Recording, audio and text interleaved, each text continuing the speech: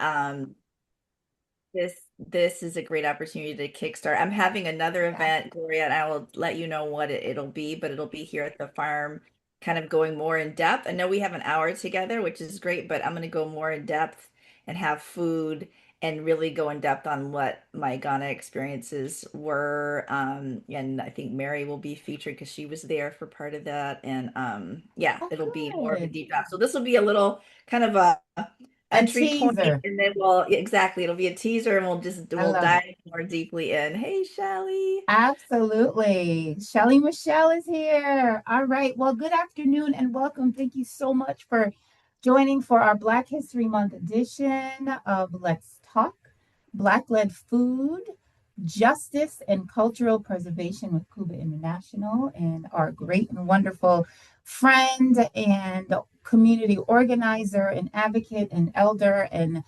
beloved individual and friend and community partner, all the wonderful things that Krista is to us.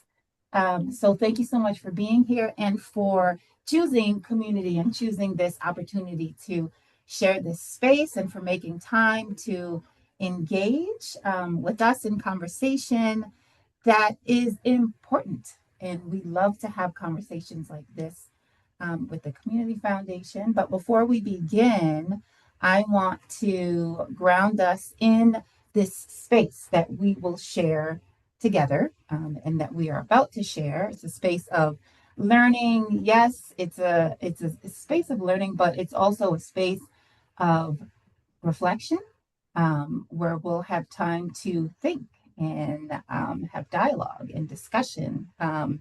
It's a space where we honor lived experience just as much as we honor expertise. And we know that Krista is an expert in so many ways and does so many things and knows so much.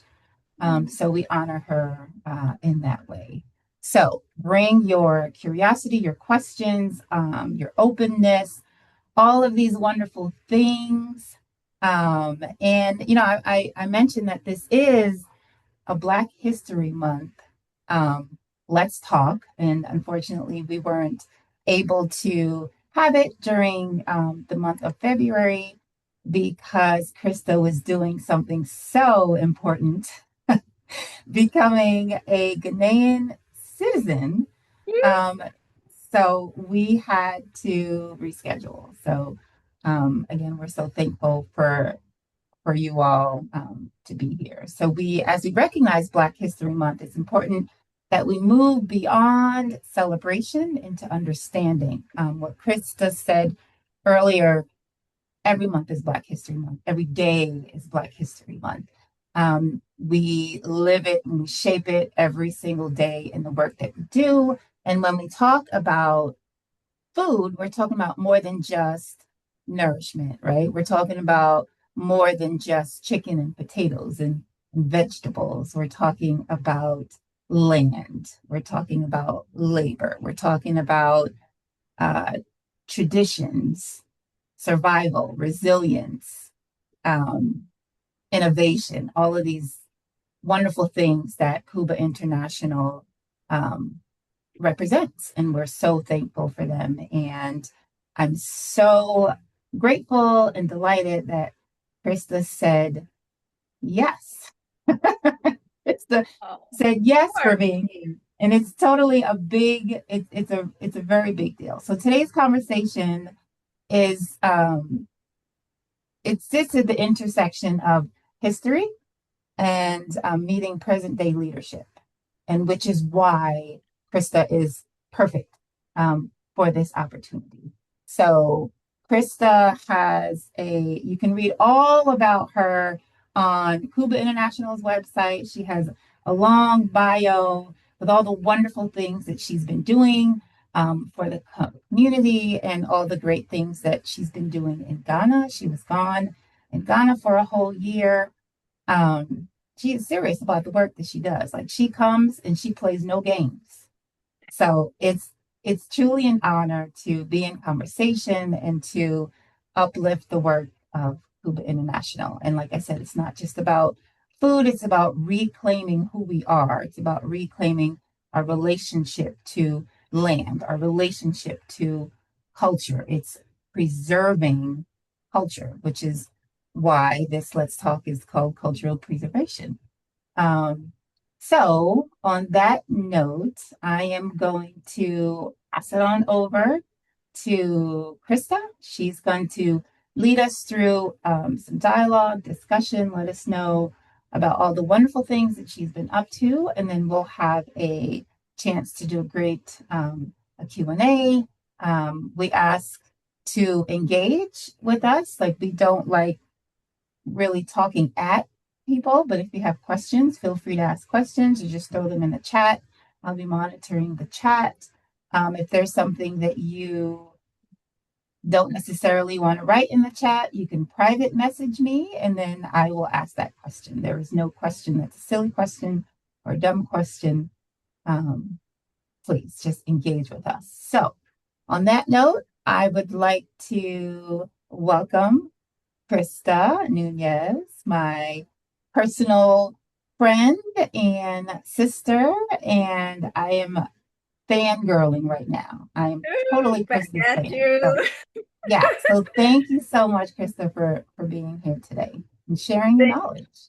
Oh my goodness. Thank you so much, Gloria. I can say I am fangirling up a storm right now. I'm seeing just on my screen Gloria, Mary, and Shelley. Talk about fangirl of what you all do in this community. I mean, I just feel like I should just go on mute and hear from you.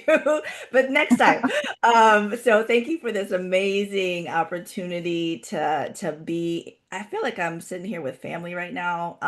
Just really feels so gratifying to feel like I'm sitting with my sisters and my siblings in the community to talk about something that I think is important to all of us and that we all contribute to in our individual ways in order to build this community. So I'm really just grateful to be in conversation with you. Like Gloria said, I want this to be a conversation and I want to if I'm allowed to call on folks to share their thoughts throughout as I touch on different things that I think are relevant to their experiences and expertise as well.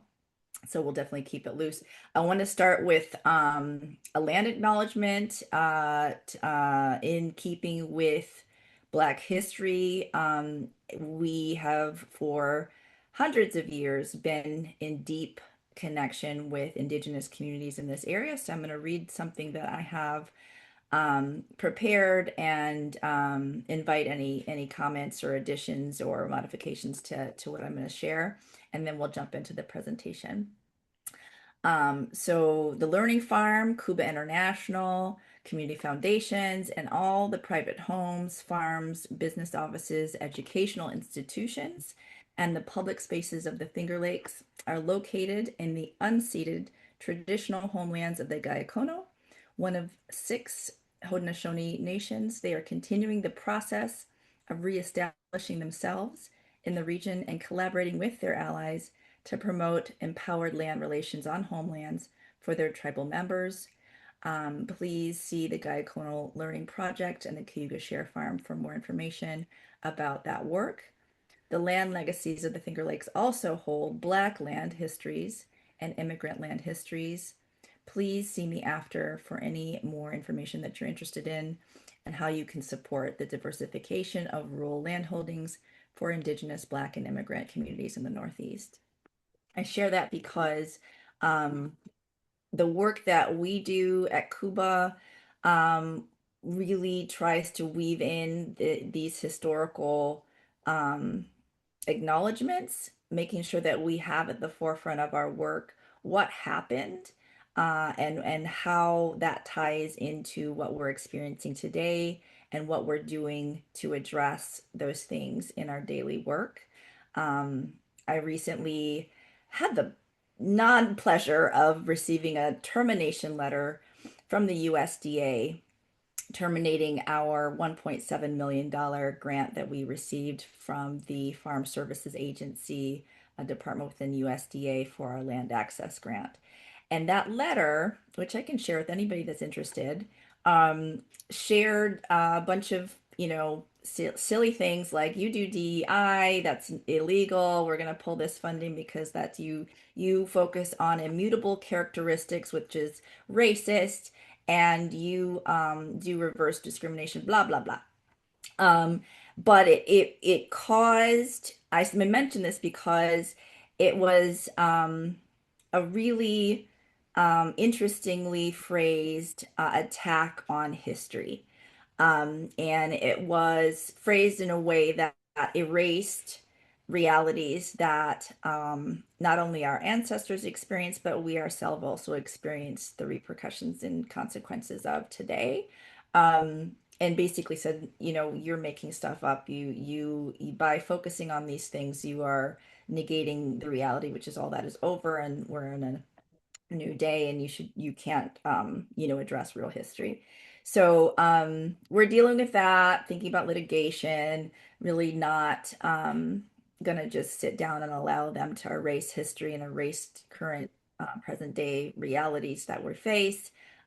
But we do this work so that we can live in reality and actually move forward in an informed way. So I'm entitling this presentation Preserving Culture, the Nature of Migration, because um, the Gayacono folks were there was a forced out migration. Black folks, there was a forced in migration. Immigrants, due to different varied circumstances in home countries, either forced or by choice migrated here. And so the America and the Northeast in particular has this really, really long history of migration, in migration, out migration that has really changed our culture and created realities that we still grapple with. So I'll get started. Any questions? Any input on my land acknowledgement? Anything that anybody would like to share before I get started? All right. I would just say quickly, it's devastating to hear this about your grant. And I just want to Oh, talk more later. I was thank you, gonna Shelley. say, yeah, that's not a little bit of money. That's not a For little us, bit. it's not. For some, it is, but for us, it definitely is not. No, it was the biggest grant we've ever gotten to date, and I say to date because it's definitely doesn't foretell anything, but it wasn't small change.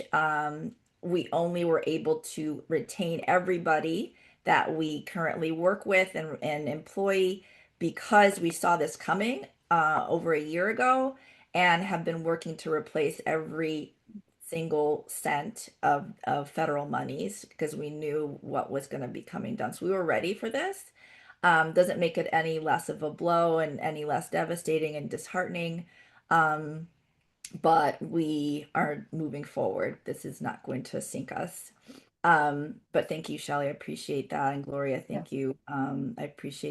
I know that you stand with us and you'll be hearing more about our plans and how we are going to be addressing this. I've been consulting with some folks who lost $55 million last year in a similar termination who litigated and through litigation retained got all that 55 million. It took a year, but they just got $55 million back because it was proven that termination was illegal. So there is a precedence for what we plan to do, and I'll keep you all in the loop on that. Well, Krista, I have a question about when will the funds, how have they been withdrawn?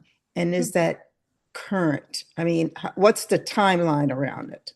Yeah, so the termination letter was like 2 or 3 days prior to them saying the last day will be March 25th. Um, and so March 25th was the last day that we could spend money. We have 120 days so it's a reimbursement grant. So we have 120 days to get all our reimbursements in, which we are doing.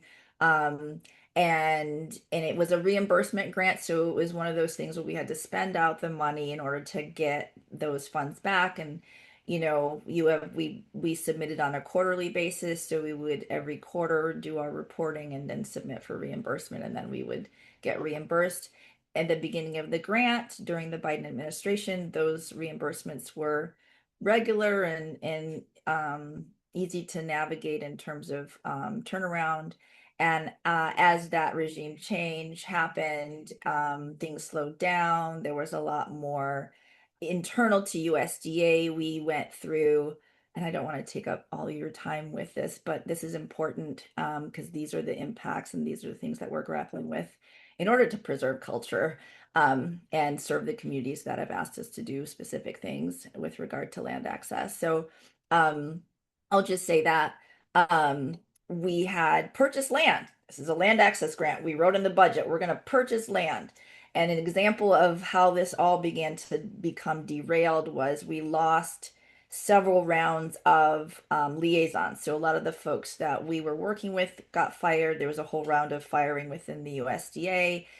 It was like it feels like every few months we would every like 2 to 3 months we would get somebody new, and they were like, well, give me some time, I'm learning this grant, I don't know, I'm now I my caseload was 100, now I'm dealing with 350 cases and I'm just trying to figure this out. And they were always nice people, but just it began to slow down because of the gutting of the USDA, inclusive of the US Forest Service, um, and which is another grant. So anyway, the and so when we purchased the land, it was a whole, they were like, oh, um, we said that you had to do these requirements. Now there's all these additional requirements. And so we did those additional requirements. They're like, oh, there's some more. And we realized, sorry, this was different than, but so now we don't really have, there's not a precedent. This is like a first time that the US government has ever allowed anybody to purchase land with public dollars to address historic land exclusion and forced displacement. And so shocker of shockers, they were like, oh, this is not something we actually want. We don't want black and brown people to have land. Like, what are we doing? And so they were like, all adding, their technology was at that point like adding more and more requirements. And so as we began to add, like meet those requirements, there would be more and more requirements. And then it got to the point where we were approved and like, yep, you can go ahead and purchase the land. And then we purchased the land, and then they said, "Oh, whoops, we can't reimburse you because some there was a survey that didn't have some sort of thing on it or something." And so we had already purchased the land and we're like, oh, we kind of need $100,000. Like, you need to give us that money. Like, we don't, that's not something we just have. Like, we paid for it and we need that. Like, we can only sustain the loss of $100,000 for a certain amount of time. Um, I love that I'm telling you this entire story. Thank you for your patience with me, but because it's still very raw. So anyway, the beautiful thing of it that came out was that other funders were then, because I was on the phone like, we need to get this money. Can we use these other grant funds? Can we repurpose them? I need to cover this. And other funders, both local and regional funders, were like, you can use the money that we gave you for any reason that you think is going to help your organization do what its activities are because we support you. And I know that we didn't say you could purchase land, but because the USDA is falling down on the job, you can use these funds for that reason. So that was also challenging because, when you have a budget, you have those certain dollars are earmarked for certain activities, and having to pull budget out of other things to be able to cover a land purchase, an unexpected um, change. There's all kind of things, but long story short, having more flexibility to cover that purchase, which has been so meaningful to local land access. The land that we purchased is now being subdivided. Cuba will be retaining a small piece of it for a forestry office, and then the rest of it is being divided up into 10-acre plots, and owned by community land trusts, people of color who are devoted to community engaged education, nature management, agroforestry, forest management, and the preservation of our natural spaces in the Finger Lakes. And these are first time landowners, many of them. And it's just an exciting, wonderful project that we were really blessed to be able to continue forth with, even when our original funding source fell down on the job. So thank you for asking that, you all. Thank you for your time and hearing me out about it. But you'll definitely be hearing more from me about what this means for Cuba and what we hope to continue to achieve for the community and with the community, and what support we'll need ongoing. Any other questions, Mary, Shelley, Gloria, anybody? Okay. All right, moving on. Oh, there we go. Okay, so I'm doing a little deep dive here on my road to understanding my place in the world, and it had everything to do with balancing my life as an African and balancing that with my Americanness. So African American is how I identify, and that really has a depth of meaning. But the two most obvious were African and American. And so I knew a lot growing up in Michigan and traveling and having family in Mississippi and living in California and in New York, and living in the city in Brooklyn, and living in rural, upstate New York, having a diversity of experiences throughout America. I felt compelled to really balance that with my understanding of Africa. Um, Give me 2 seconds. Just need to do something really quickly. Hold on.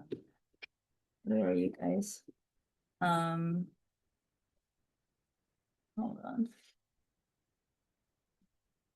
Oh, can you all still see my screen? Okay, hold on.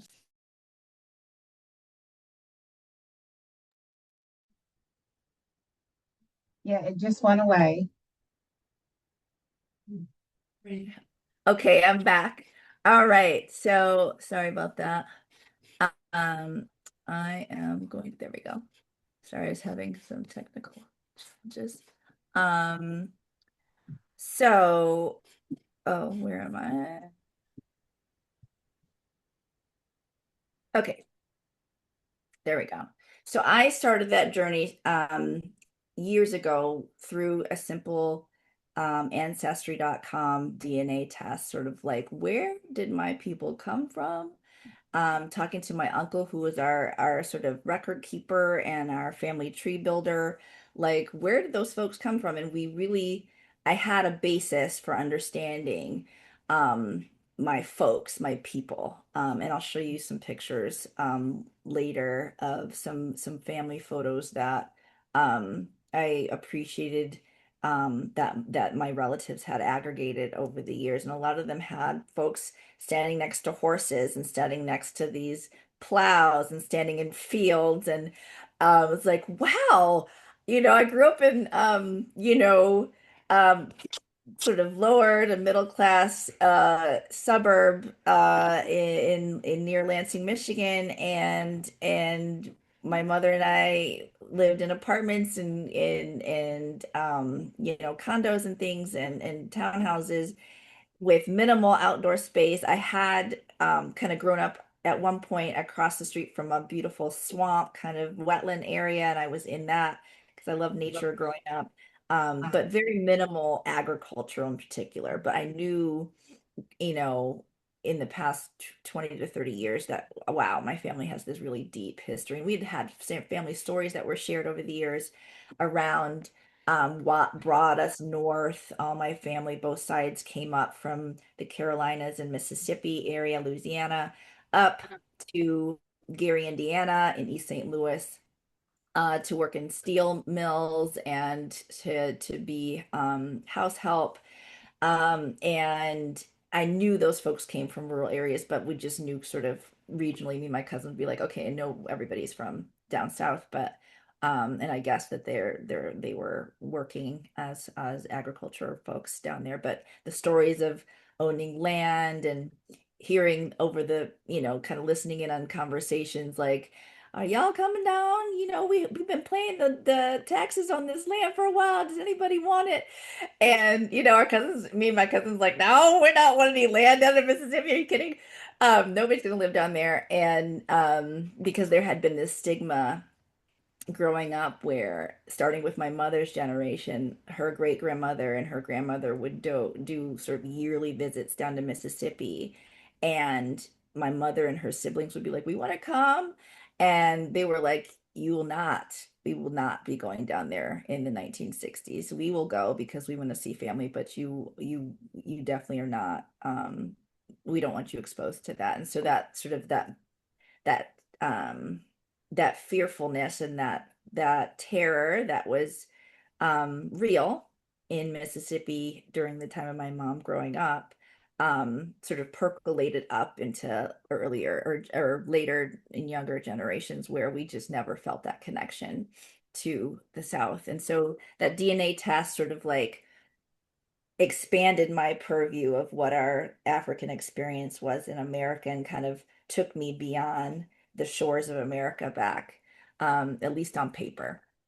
And so uh, this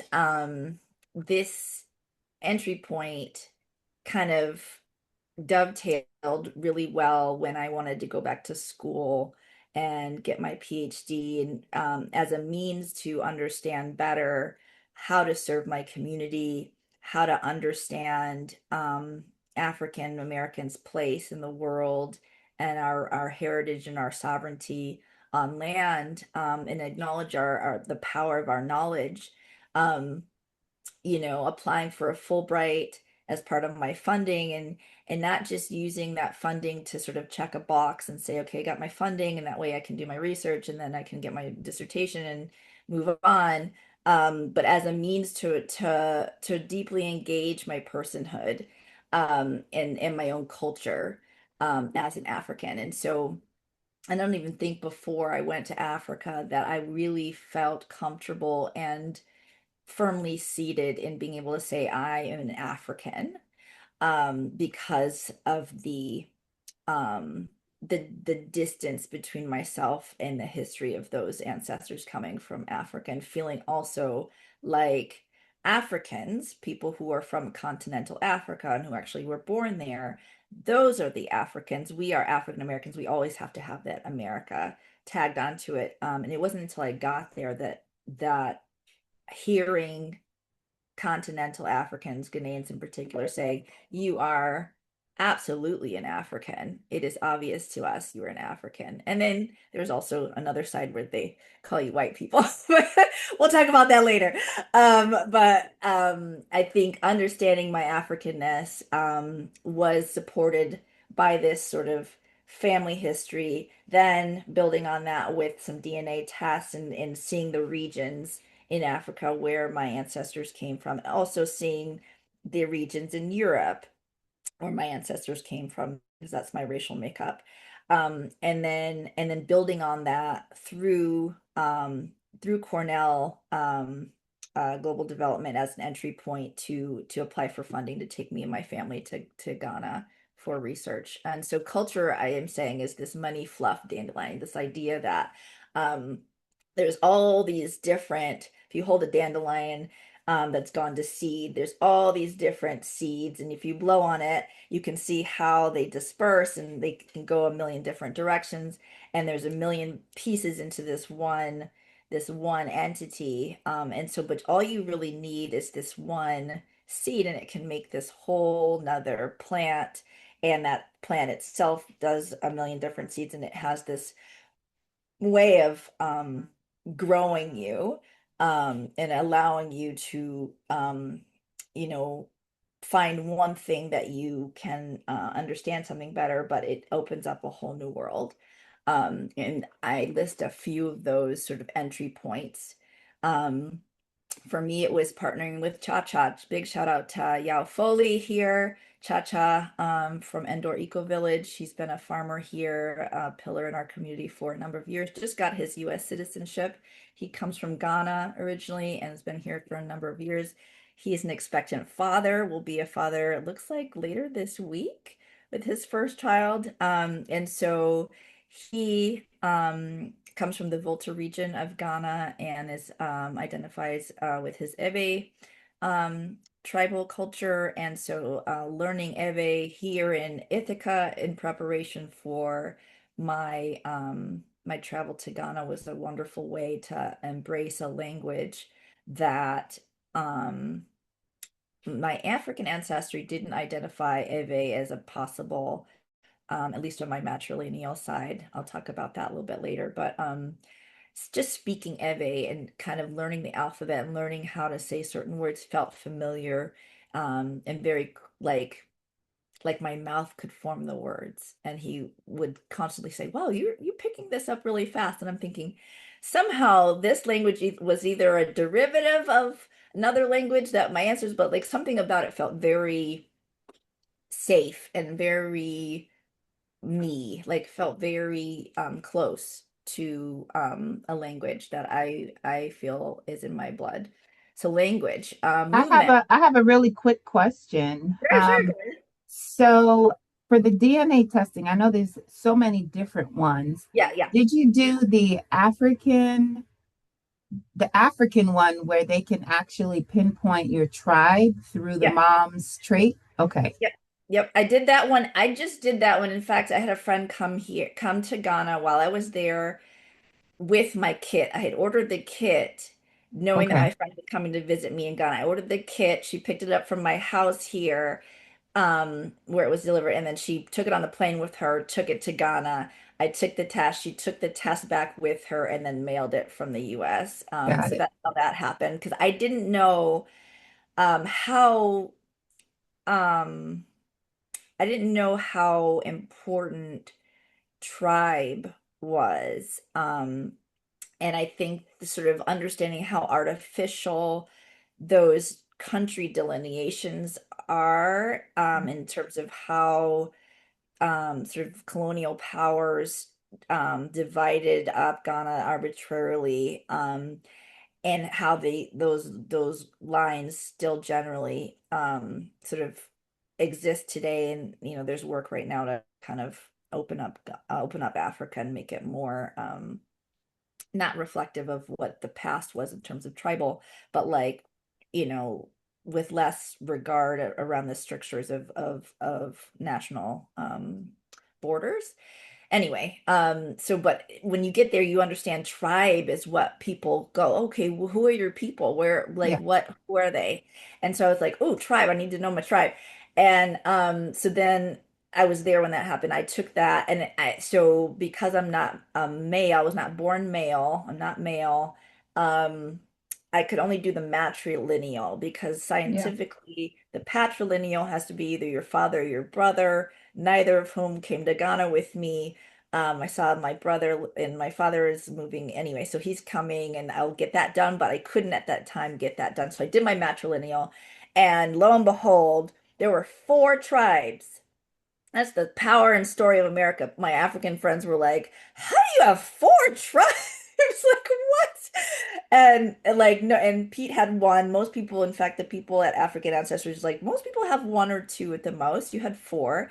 And the story, and I'll move on from here, but this is a great question. The story of my ancestry.com results that are very national, like these are the countries, um, with these new borders, recent human history, recent borders, and then partnering that with my African ancestry DNA results, which were tribal. I had four tribes, and they were all tribes that came to the Americas early on after doing some research, which reflected in my ancestry.com results, which said early when you do the journeys one, it says early African Americans from the Carolinas and from Mississippi and Louisiana, which is I knew that's where my family came from. But the Carolinas was new. And the idea that early African Americans, meaning folks that got there in the 1600s, in the early 1700s, those are my folks. And so and that connects because you would only really have multiple tribes because much mixing in America, that's the story of America, is different tribes coming together um for a period of hundreds of years. You're going to have multiple tribes in your DNA, and that's just on one side. I haven't even done my father's side. So that's the story of America. We all mix for good or for bad, for love or for other reasons. We've mixed together, and you're going to have multiple. It's another shock was like, wow, there's all these European countries, and sort of looking at my research was in part around the slave trade. And so I visited many slave forts. There were like 40 of them just in Ghana alone. And then you do the history on like, oh, who were the colonizing nations that built these? And it was Denmark and the Netherlands and England and France and Portugal. And those, minus Portugal, those were my four European countries. You know, the Dutch, the Danish, the British, and the French. Those were my countries. And I'm thinking, huh, those are the folks that were intersecting in the slave trade and holding slaves. And those are the people that brought people early on to the States. Fascinating. And I know it's not always a horrible history, but sometimes it really just is a horrible history. And another reason why I took a really deep dive into Africa, I had some friends ask me, why didn't you go and do research into your ancestry in Europe? And I was like, there are specific reasons um, why um, I wanted to explore the mothers and why I chose to do my matrilineal first is the mothers um, of children of mixed race early in America. That's a really important untold story, I think, a story not told enough, at least, of you know, how African mothers um, you know, continued forth in the face of um, unbelievable harm. Um, so that was, yeah, the DNA tests were, I did the ancestry.com, the African ancestry, the matrilineal, and just in those two tests alone, a richness of understanding is developed. Thanks for asking that, Gloria. Thank Anything else? you. Yeah. Of course. So I'll say movement. I took a dance class. There's dance, there's food. I mean, learning how to cook Ghanaian food is delicious. Shout out to Kukwa and for her catering business here. That really helped launch my love of Ghanaian cuisine, West African cuisine. You know, understanding agriculturally, our knowledge, all of those connections. Clothing, you will not believe how much clothing and purses and shoes I've brought back from Ghana. When y'all come over, I will have some things on display, artwork and different things, but I also have things to give you. And so I list here a bunch of different things that were entry points for me that I dabbled in and have embraced for a long time. I have church and religion, you know, I've been a Christian for almost 30 years and being able to explore my religion and its long-standing connection to Africa was so beautiful for me to be able to worship with other Africans and acknowledge, you know, the thousands of years that the church has been, um, you know, uplifted and upheld in Africa was lovely. And so, yeah, lots of different ways that you can explore your own personal interests and passions and understand them on a much deeper level when you visit places in West Africa that they originated, that they have been explored for longer than they have been explored anywhere else in the world. Talking about different food plants. Um, and how long the cuisine and food culture has been in existence there because of the long growing season and the variety of plants and foods that exist there. in these really beautiful, lush food forests. That was our beautiful entry point for me to explore. So I would encourage us all to like, you know, if you love to weave or knit, there's places where kente cloth has been produced for, you know, 400 years, 500 years by the same artisans and families passing on that knowledge and that skill. And some of the looms, ancient looms, those exist. I can't talk enough about what is in Africa and what can be explored. Um, and then any questions on that? For some reason, oh, there we go. Okay. So in Ghana, there's a variety of agricultural practices. Agriculture, especially agroforestry, growing food in diverse spaces that sort of meet a number of different needs, like forest spaces where you can, do textiles. There's a whole tree that folks used to make clothing with long ago, and you can build houses, obviously. And so agroforestry spaces was an interest and a focus of mine while I was there. Chacha's Endor Eco Village, seated in a beautiful forest that is unsurprisingly under pressure from global land prospecting and big ag forcing its hand in terms of how folks are supported in practicing their agriculture. So big ag, big chemical, pharmaceutical companies pushing fertilizers and herbicides is impacting that locality. It's still amazing and beautiful, but there are these impacts where people's long-standing agricultural practices, we're talking about not just hundreds of years, thousands of years of agricultural practice in this locality, um, uh,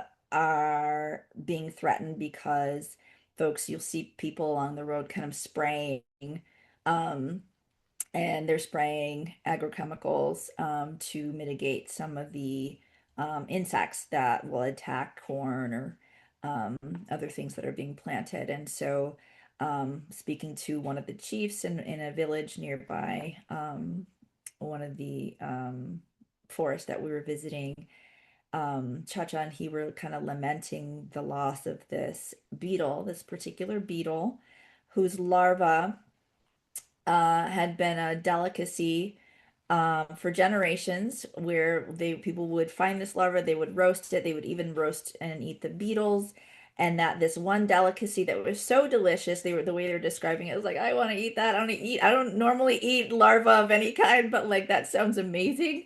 And the way they were describing it, that it was this treat that everybody would look forward to, and that children really look forward to, sort of families gathered around and roasting them in community and sharing this food, this sort of heritage food, um, that they have not seen one in many years because of these chemicals being sprayed, and that beetle now is not just endangered, it's gone. And that cultural food is absolutely gone. So Ghana, particular regions of Ghana are, just like any other place in the world, are experiencing high rates of deforestation. Big cities are kind of expanding and expanding into forested areas. It is the trajectory we're all familiar with, where land developers kind of clear cut and they build, expensive houses for people to, live in and all that.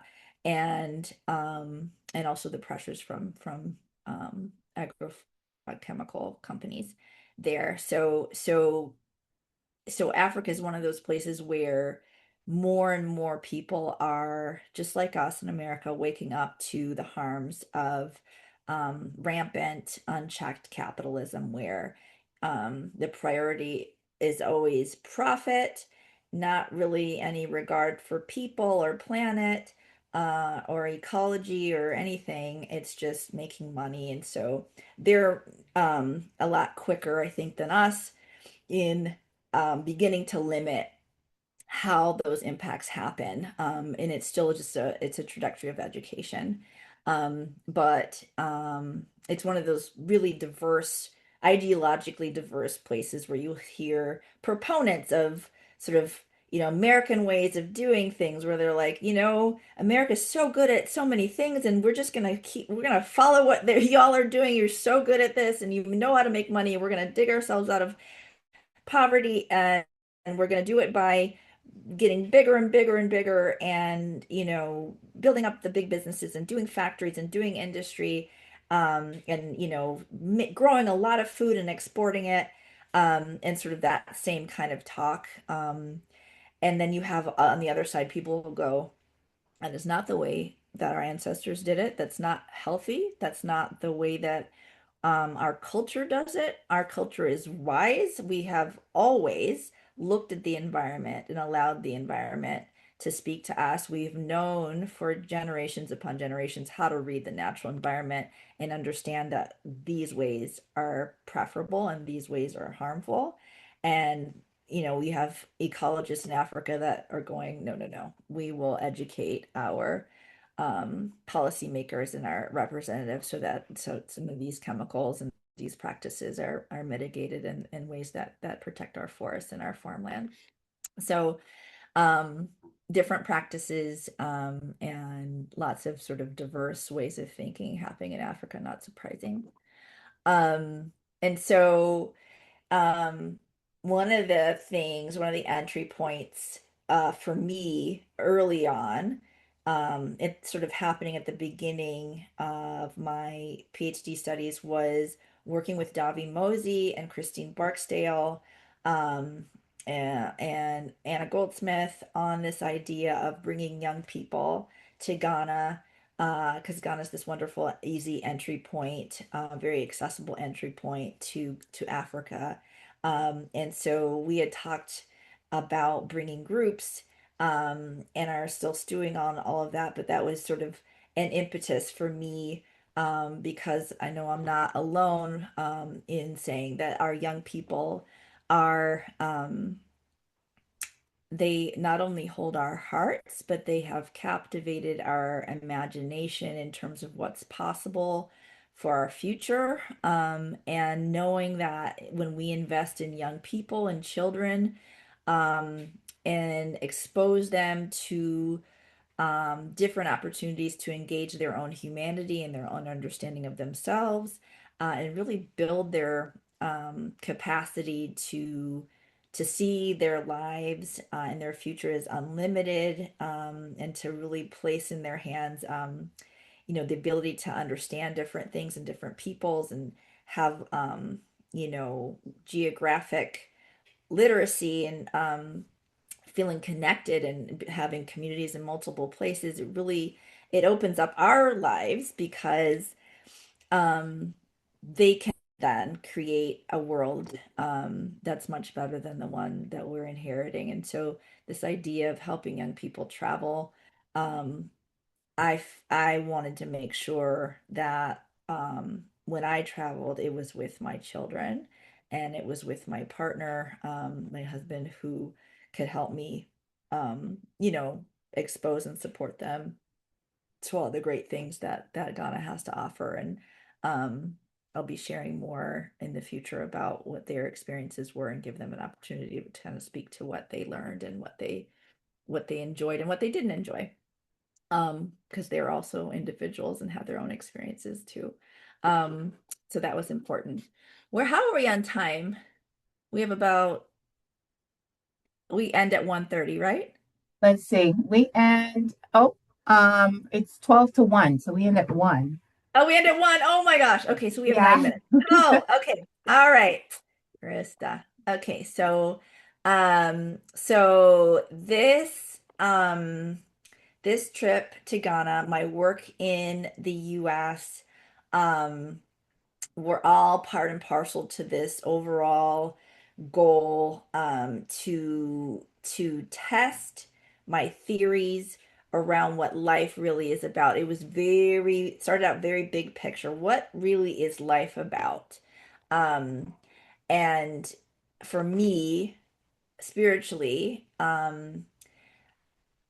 being able to grow my facility and trusting God, um, and understand that my faith and my love of people, love of God, can inform everything that I do, that it's not limited by geography or by economic concerns, but that sort of my spiritual self can be explored in unlimited ways, and that I can sort of engage all the deep things of life, by being open to it, and being allowing myself to sort of let go of my own fears and my own needs and my own concerns, and you know, kind of look above, not being like, oh, doom scrolling and oh, Trump and oh, freaking out and oh, what's going to happen? Like, but allow myself to say yes to all the beautiful things while at the same time vetting and making sure values align, making sure that I'm double checking that the relationships that I have actually reflect the love and care that I want to bring. So balancing that openness with the care and concern, and making sure that that's a two-way street was fully realized in Ghana. And Ghana was one of those places that, similar to New York, where what you will put out, you will get back. If you're putting out love and care and beauty and trust and trustworthiness and eagerness to connect, you will get that back 100-fold. Um, and life also happens and things happen, and you learn who is the right person and who's not. But it's one of those places where you will not be disappointed in putting yourself out there. And so that idea of, allowing my mind to explore where it wants to explore, not being afraid, was rewarded richly in that place.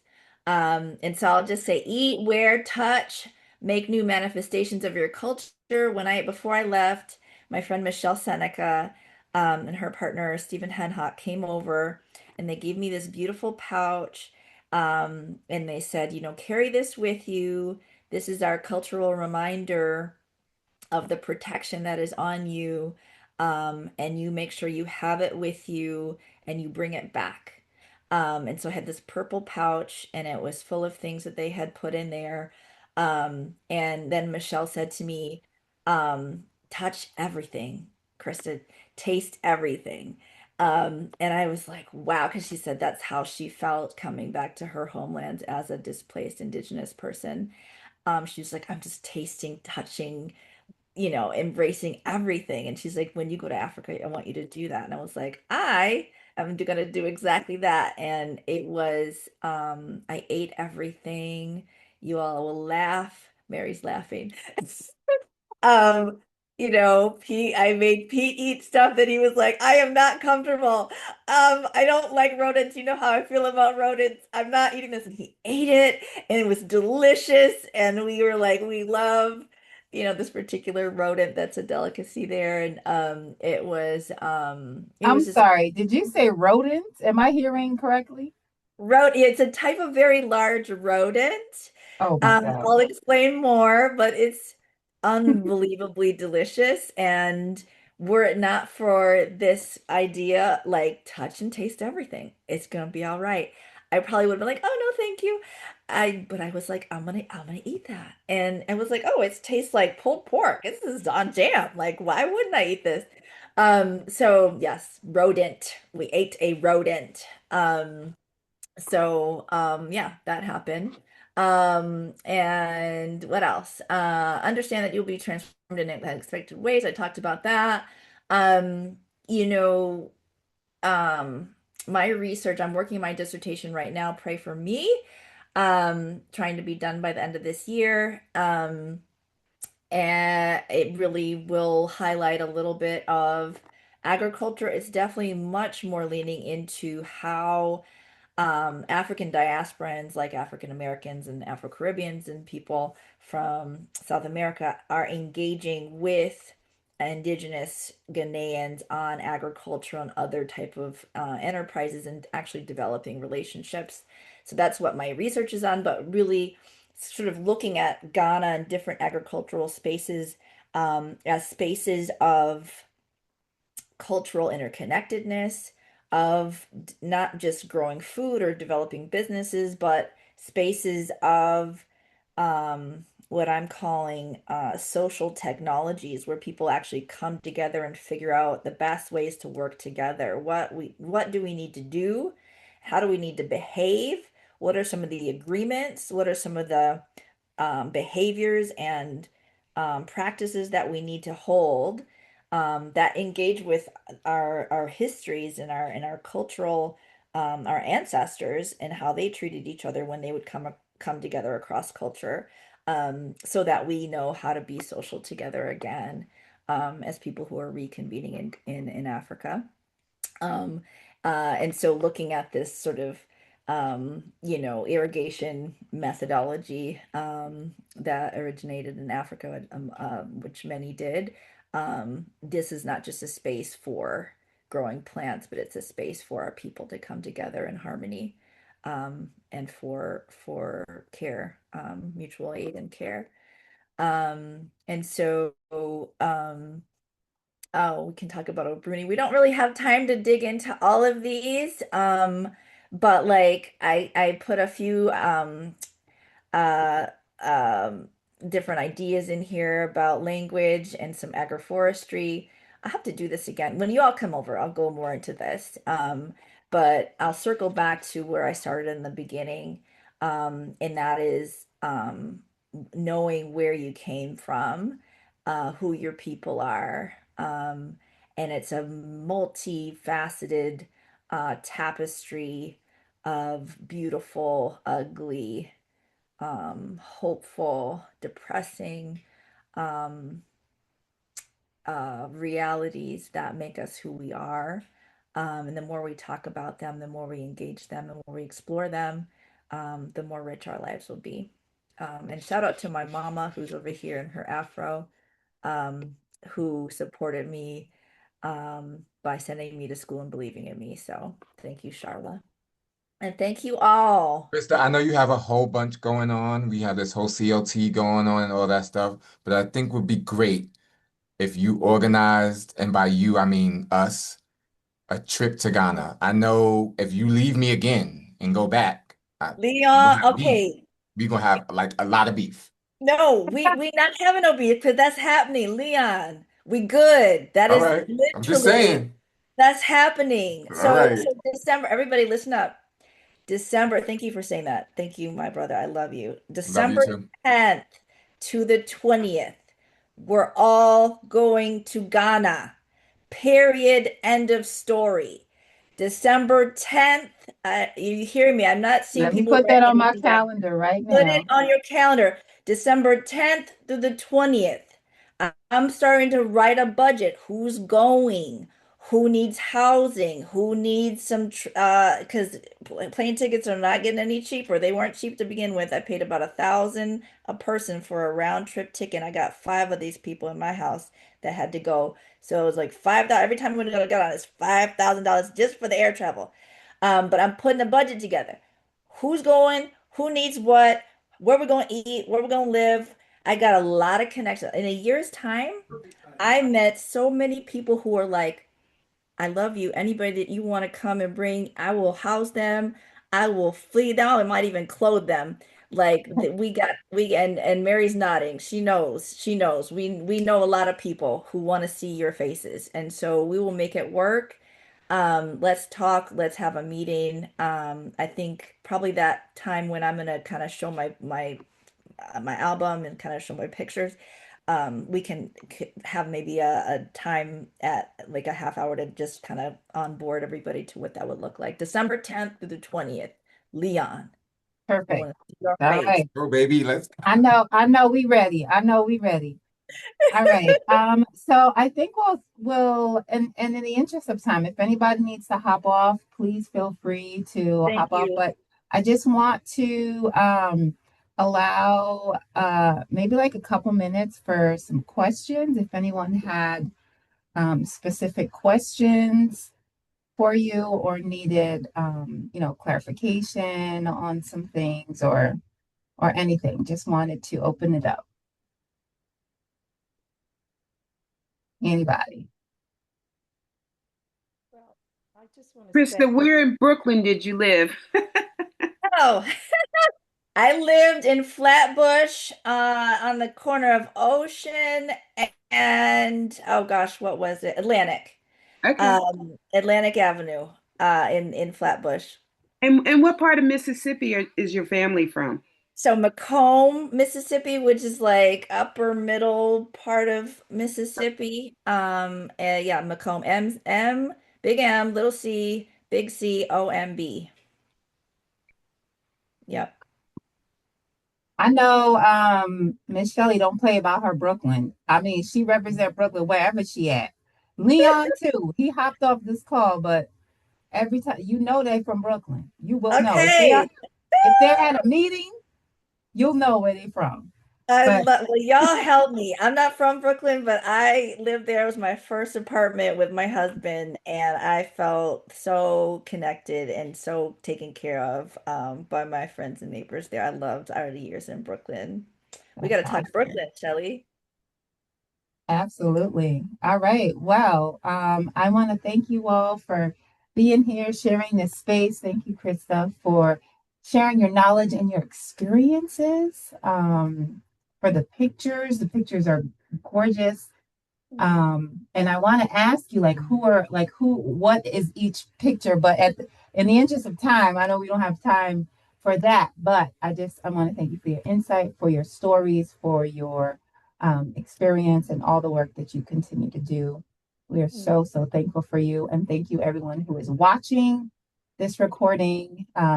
Christine, Christine, show her face. Thank you, Christine, for being here. Thank you, everyone, for your support and just always continuing to show up for us. So, thank you. Enjoy the rest of your afternoon and take good care. Thank you. Have a great day, everybody. thank Take you. care. Soon. Bye, everybody.